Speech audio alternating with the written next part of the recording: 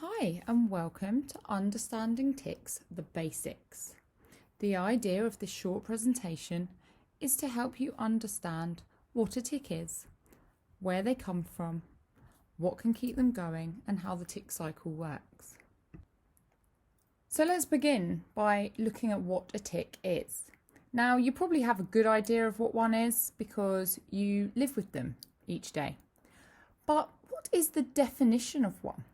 So the definition of a tic is a sudden, rapid, recurrent, non-rhythmic movement or vocalization. Now, did you know tics can be simple and complex, which means they may use one muscle group or multiple muscle groups. Here are some examples of common tic types which you may have experienced yourself or know someone who does. So common motor tics are blinking or flapping of your arms or legs, maybe eye rolling or facial grimacing. Shoulder shrugging and belly rolling are also really common. Maybe you jerk your head or other limbs. You may experience jumping or twirling, or even touching objects and other people. Some common vocal tics are grunting and throat clearing, licking your lips together, whistling, coughing, tongue clicking, animal sounds, saying random words and phrases, or even repeating a sound, word or phrase of either your own or someone else. Now let's have a look at some less common tics, such as throwing things like pencils or even mobile phones. Maybe you rip up paper or things that are in front of you. You may possibly call out in or out of context.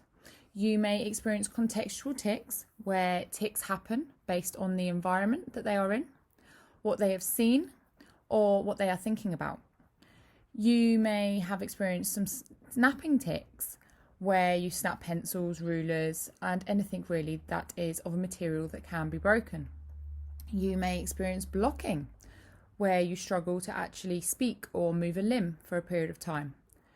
You may have smashing, hitting or banging tics, and this could be hitting items, others or even self. You may have experienced spitting or tics within the copro family. And the copro family is where you have tics which are socially unacceptable. So maybe rude, swear words or personal and could hurt someone's feelings. And these could be said, drawn, actioned or thought mentally. So where do tics come from? This is the slightly more complicated bit. Now, it is believed that it is a condition within the brain, specifically the basal ganglia. Now, don't get me wrong, there are other parts of the brain that do have a part to play, but this is the one that we really talk about, especially when working with young people. It is also believed that those with tics have too much of a chemical in their brain called dopamine. Now, this is a chemical that we may call our happy hormone. So we love dopamine as humans. We like to access this because, like I say, it's our happy hormone.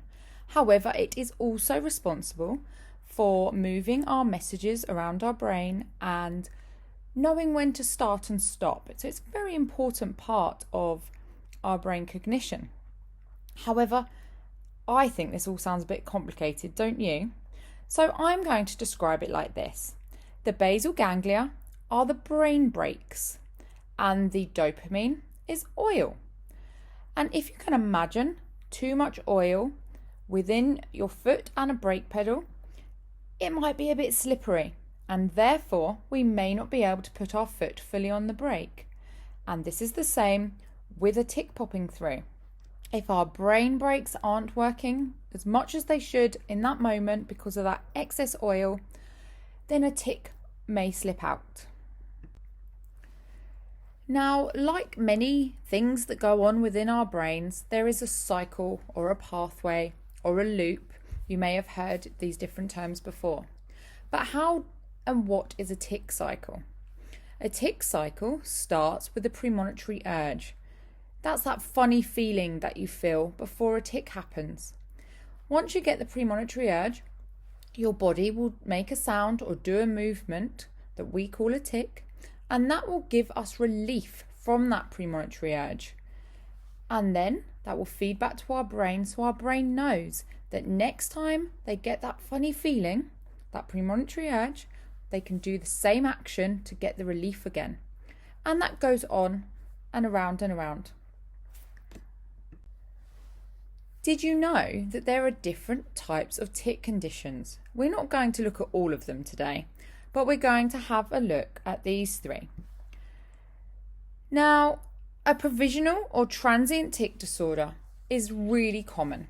In fact, they believe that around 18% of under 10-year-olds experience tics at some point for a short period of time. A provisional or transient tic disorder is when you have single or multiple motor and or vocal tics, but they last under a year. So just a few weeks, maybe a few months, maybe even all the way up to 11 months. But like I say, always under 1 year. Now, if your tics have been lasting for more than a year, it might be called a persistent or chronic tic disorder. But this is only the case if you only have motor or vocal tics, not both.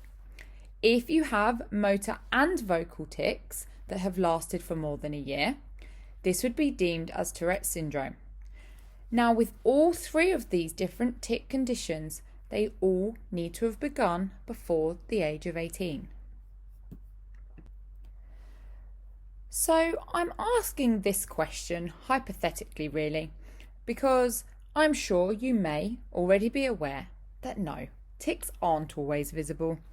You may be experiencing internal tummy tics, where you tense your tummy, for example. You may have mental tics, where your tics are within your mind, so thoughts or images that come in the same way as a tic. You may have muscle tensing in your legs or your arms.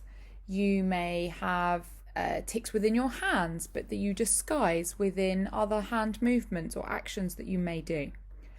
So it's really important that we let your family, friends, teachers, and anyone else really that you spend time with know and understand that tics aren't always going to be seen from them, because they may be presenting in a way that they cannot observe them.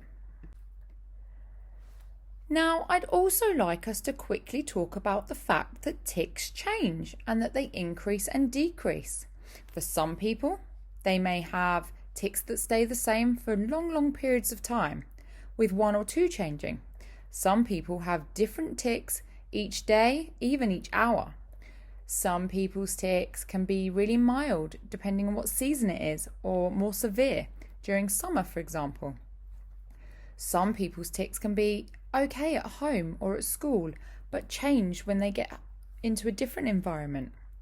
Now, tics changing and going up and down is completely normal and part of having a tic condition, and that's because there's lots of different factors that impact how tics present, including environmental factors, age, hormones, and any stresses that are going on in your life. But we will talk about that more later. Now, I have mentioned premonitory urge already in this video, but I just want to talk a little bit more about it because it's a big word. In short, it's really just an alert. It's your body giving you a sign that you need to do a tic. Now, some people say it's a funny feeling. Some people say it's painful. Lots of people, in fact, actually say that the urge is worse than the tic itself because it causes a discomfort or irritation. You may feel an itch or a pressure. It could be tickly or fuzzy. It could be pins and needles or a thought within the mind. There is no right or wrong answer to how a premonitory urge is explained, but actually being aware of what it is and how that presents for you is quite powerful for you to know when your tics are going to increase. Did you know that tics are suggestible? Now, that's another big word, and a word that you may or may not be familiar with. Now, the easiest way for me to explain what suggestibility means is for us to think about yawning. If you see someone yawn, talk about being tired, talk about yawning, even look at somebody else yawning, there's a good chance that you will yawn too. And that's because of the suggestibility of a yawn. And just like yawns, tics are the same. So if you talk about your tics, think about your tics, have your tics pointed out, or have an increase in tics, you may actually increase them even more. Some of you may or may not have heard the words that tics are the tip of an iceberg. Now, the reason for this is because those with tics often do experience symptoms of other conditions. So those who have tics or Tourette's syndrome may also have OCD tendencies, or they may struggle with attention and hyperactivity. They may get angry quickly or be more anxious. They could be on the autistic spectrum or struggle with sensory issues. They could experience something called dysgraphia, which is issues around handwriting and presentation. They could have sleep issues or struggle with disinhibition. So doing actions or behaviours or, acting out in class, for example, despite knowing that you shouldn't. So not being able to put the brakes on in the moment. Now, what about you? Have a think. You may or may not be diagnosed with another condition, but regardless of whether or not you are diagnosed or whether you have enough symptoms to actually gain a diagnosis of anything else, that doesn't invalidate the fact that you likely have symptoms of some of these other conditions. And if we can unpick those, we can also support you with those too. Now, whether or not you feel that you struggle with anxiety, there is a chance that you may still get stuck in this anxiety tic cycle loop. Now, what this is when you have a slight tic in public or around someone and you feel a bit nervous, you feel a bit anxious, you might start thinking, oh gosh, what if they heard or what if they saw? And because you've become anxious and you're also thinking about them, it is likely that your tics will increase. And because your tics have increased, those anxious, worrying thoughts will also increase. Because these thoughts have increased, it is likely that your tics will increase also. And this just keeps feeding round until you either remove yourself from that environment or you make a change somehow along your day. Now, it's really important for you to explore this. And if you feel that you do struggle with an anxiety tic cycle, let me know, because we can also work on that too.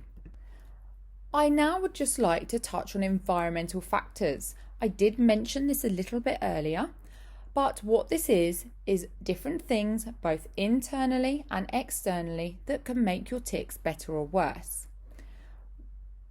Emotions is a big one. If you're excited or scared or sad or worried or anxious, if you are hungry or thirsty, the people you are with, so are you with safe people or not so safe people, so people who might comment, laugh or stare?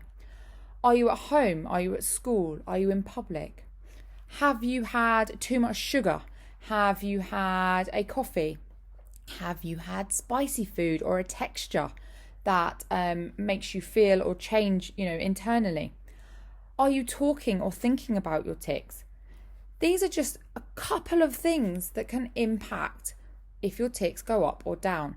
There are hundreds more that we can explore further. But it is really good for you to start exploring environmental factors and tic frequency. Did you know that some people can actually reduce their tic frequency solely on working on their environmental triggers? So this is an area we will start with when engaging in working together. Between now and then, why don't you start making a note when your tics increase or decrease? What happened at that time, just before the change happened? We have now come to the end of the presentation, and I really hope that you've learnt something today. If you've got any questions, feel free to let me know.